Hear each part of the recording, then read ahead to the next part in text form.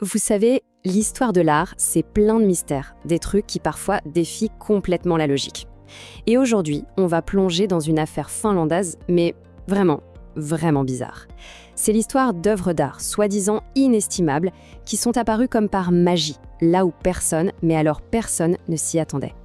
Alors, pour commencer, regardez bien cette image. Bon, à première vue, on se dit, c'est juste un vieux mur, un peu abîmé, rien de spécial, hein. Mais regardez de plus près.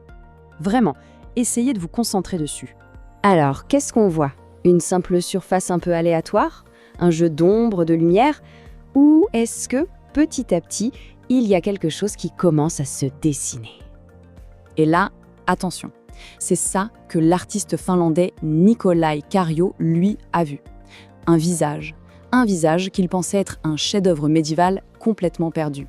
Et cette découverte, eh bien, elle va déclencher une polémique nationale qui va durer des dizaines d'années. Bon, pour bien comprendre comment une simple vision a pu mettre le feu aux poudres, il faut qu'on revienne un peu en arrière. On commence avec la première partie, les peintures fantômes de Finlande. Alors l'histoire de base, elle est à la fois simple et complètement folle. On est dans les années 40 et voilà qu'un artiste, un type respecté, se met à découvrir des peintures anciennes, soi-disant d'une valeur inestimable, cachées dans les murs de bâtiments tout à fait normaux. Pas des châteaux, pas des églises, non, des maisons lambda. Au début, c'est l'euphorie, mais très vite, le doute commence à s'installer. Et c'est là que ça devient intéressant. On va voir comment ces découvertes se sont transformées en une vraie guerre d'experts. C'est la fameuse controverse de l'image de Surku. L'élément clé au cœur de tout ça, c'est le bonhomme en question, Nikolai Kallio. Ce n'était pas un illuminé, pas du tout un charlatan. C'était un peintre décorateur talentueux, reconnu, on l'a même décrit comme un maître oublié de l'art déco. Et c'est ça qui rend l'affaire encore plus dingue. Pourquoi un artiste aussi établi se serait-il lancé dans une histoire pareille? Et cette chronologie, elle montre bien que ce n'est pas une petite affaire.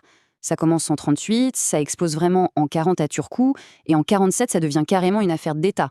Imaginez, pendant plus de 20 ans, toute la Finlande s'est déchirée sur cette histoire. Il y a eu des comités d'experts, des articles de presse, même des scanners infrarouges. Et le plus fou, c'est que même quand on a démoli la maison, en 65, le mystère, lui, a survécu. Et là, on le voit, Nikolai Kallio en personne en train d'examiner une de ses découvertes. Et on voit bien que ce ne sont pas de simples petits croquis, c'est une œuvre immense. On sent tout le sérieux, toute la conviction du personnage. Écoutez bien cette citation de lui, de 1946, elle dit tout. « Je serais brûlé comme un sorcier si nous vivions à l'époque médiévale. Une histoire jusqu'alors inconnue sera révélée. » C'est incroyable, le type se voyait vraiment comme un visionnaire, un